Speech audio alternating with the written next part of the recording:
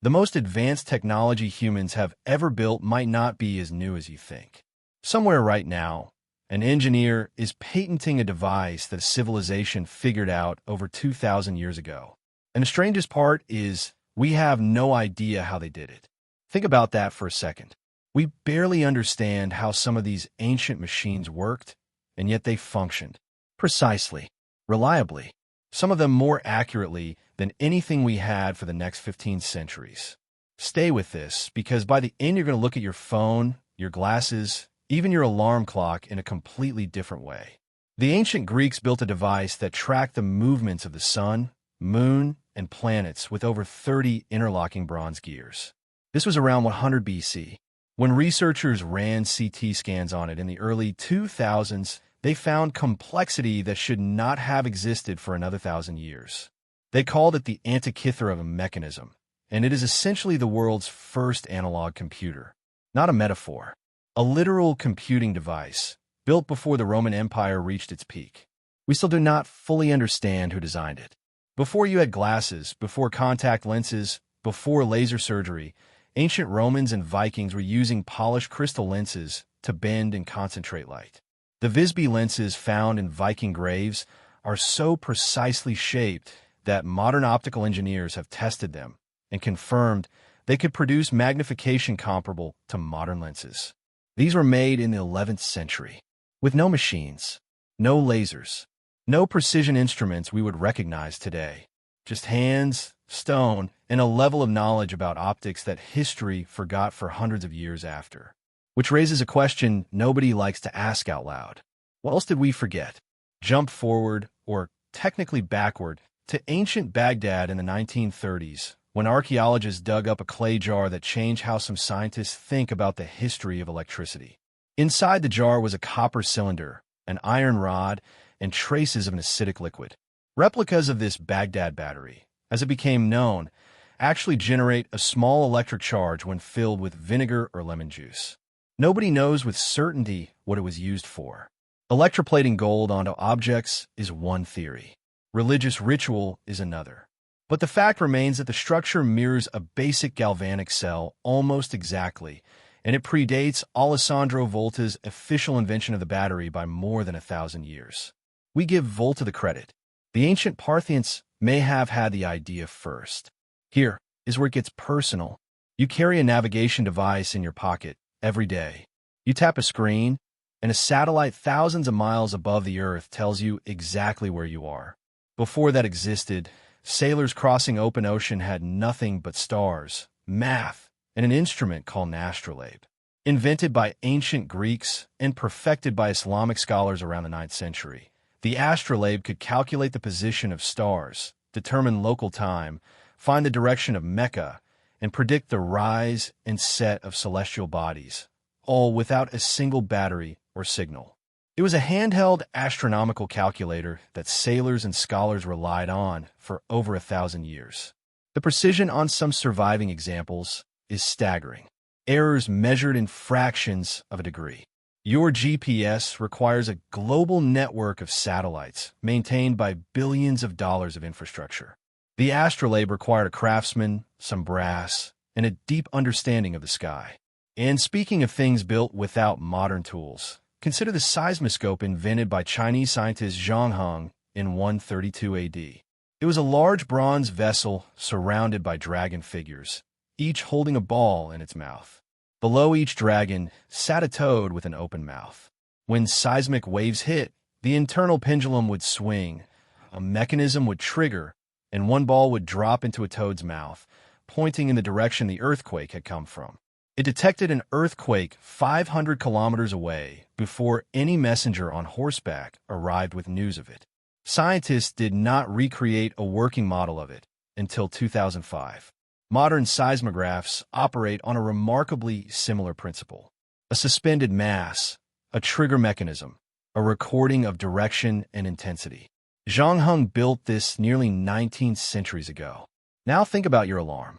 Think about the way modern life is structured entirely around time. That obsession is not new either. Ancient Egyptians used shadow clocks as far back as 1500 BC. But it was the Greeks who turned water into a timekeeper with the clepsydra, a water clock that used a steady drip of water to measure time so precisely that Athenian courts used them to limit how long a lawyer could speak. Some versions had floating indicators, overflow mechanisms, and adjustable flow rates to account for seasonal changes. Entirely mechanical, entirely hydraulic, and accurate enough that an entire legal system trusted them with justice.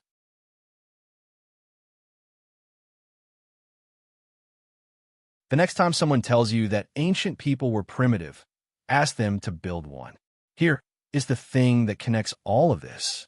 Every single one of these inventions, the geared computer, the optical lens, the battery, the navigation device, the earthquake detector, the precision clock, they were not accidents. They were not stumbled upon. They came from civilizations that sat down, observed the world carefully, thought deeply, and built something that solved a real problem. The same thing you do every time you reach for your phone. The same instinct that has always been in people. The hunger to understand how things work, to make something that did not exist before, to push a little further into what is possible. What got lost was not the intelligence. What got lost was the record. And that is worth sitting with. Because somewhere out there, under desert sand, or ocean water, or a museum label no one has read closely enough, there are probably more of them waiting. More proof that humans have always been building towards something. We just keep forgetting to look back at what we already figured out. Take the Romans for a moment. Not the emperors, not the conquest, but the engineers. Because what the Roman Empire built in terms of infrastructure was so far ahead of its time that parts of it are still standing, still functioning, still carrying water today. The Pont du Gard aqueduct in southern France was constructed around 50 AD. It stretches over 50 kilometers, drops in elevation by only 17 meters across that entire distance, and was engineered to deliver 200 million liters of water every single day to the city of Nîmes. No modern surveying equipment, no GPS, no computer modeling of water pressure or gradient flow. Just Roman engineers with rods, ropes, and a level of mathematical precision that took Europe another 1,000 years to recover after Rome fell.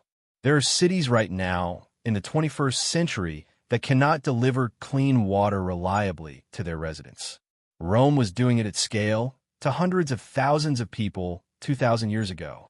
And the concrete they used to build it is part of the story too. Because modern scientists discovered something uncomfortable when they started analyzing ancient Roman marine concrete, the kind used in harbors and seawalls that have survived for over 2 millennia underwater.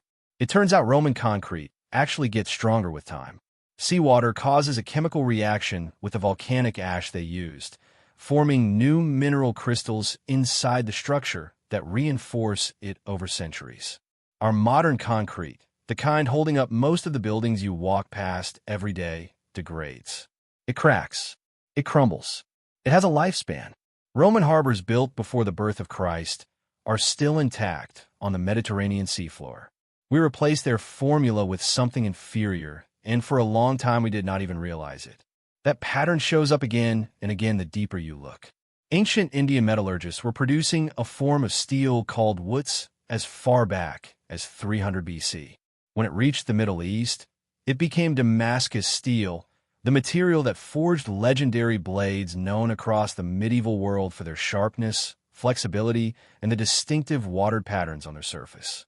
European blacksmiths spent centuries trying to reverse engineer it and failed. It was only in the early 2000s that researchers using electron microscopy discovered the secret embedded in the steel at a nanoscopic level. Carbon nanotubes, structures that modern material science only identified in the late 20th century, were present in blades forged over 2,000 years ago. Not because ancient smiths understood nanotechnology, but because their specific combination of or temperature and technique accidentally produced something extraordinary, something we still struggle to fully replicate. Stop and think about what that means. A medieval swordsmith's hands produced material properties that we needed electron microscopes to even see. And then there is something simpler. Something so low-tech, it almost feels embarrassing to mention alongside computers and steel and concrete. Ancient Egyptians used willow bark to treat pain and inflammation. Indigenous cultures across multiple continents independently arrived at the same remedy. Willow bark contains salicylic acid. That compound is the active ingredient in aspirin, the drug that billions of people take today, that sits in medicine cabinets from Lagos to London to Los Angeles, is a refined version of a treatment people were using thousands of years before pharmaceutical companies existed. Nature handed humans the answer. They found it, used it, passed it down. And then somewhere in the gap between ancient knowledge and modern science, it had to be rediscovered all over again. That is the thread running through all of this. Not that ancient people were mystical or magical or somehow had access to secrets we have lost forever. The truth is both simpler and more unsettling. They were paying attention. They were working with what the world gave them, pushing it as far as it would go, and building things that lasted. Some of those things lasted so well that we are still studying them, still learning from them, still finding details we missed. You live in an age of more information than any human in history has ever had access to. More data, more tools, more connectivity.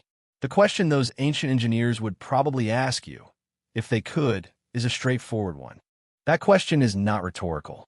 It is the kind of question that tends to surface when you step back far enough to see the full picture. And the full picture, when it comes to ancient innovation, still has corners we have not fully explored. Consider sound. The way we think about acoustics today, the way concert halls are designed, the way recording studios are built, all of it traces back to principles that ancient architects were applying long before anyone had a word for acoustics. The theater of Epidaurus in Greece, built around 350 BC, seats nearly 14,000 people.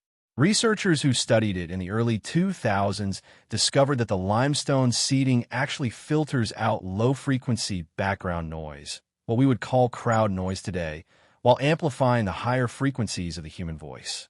Every single seat in that theater, including the ones furthest from the stage, receives clean, clear sound. No microphones, no speakers, no sound engineering software, just stone, geometry, and a civilization that understood how to shape space so that a whisper on a stage could reach the back row. Modern concert venues with millions of dollars of acoustic engineering sometimes still fall short of what that theater achieves naturally. And they built it to last, not just structurally, but functionally. The theater of Epidaurus is still used for performances today. You can sit in it, watch a play, and hear every word from the back row exactly as an Athenian would have heard it 2,300 years ago. That is not a relic. That is a working piece of technology. Move east, and the story continues. Ancient Chinese engineers during the Han Dynasty developed a technique for drilling deep into the earth using percussion drilling, essentially dropping a heavy iron bit repeatedly to break through rock and reach underground water or natural gas. They were drilling to depths of over 900 meters using bamboo pipes and rope mechanisms. This was happening around 100 BC. The Western world did not develop comparable deep drilling technology until the 19th century, almost 2,000 years later. And when natural gas was reached, the Chinese were already piping it through bamboo tubes into cities to use as fuel for cooking and lighting. They had a gas pipeline network 2 millennia before it became standard infrastructure in the modern world. The instinct you might have right now is to ask why. Why did it take so long? Why did this knowledge disappear or stall? Why are we still catching up to things that were figured out before the printing press, before the compass became widespread in Europe, before any of the systems we associate with modern progress? The honest answer is that knowledge is fragile.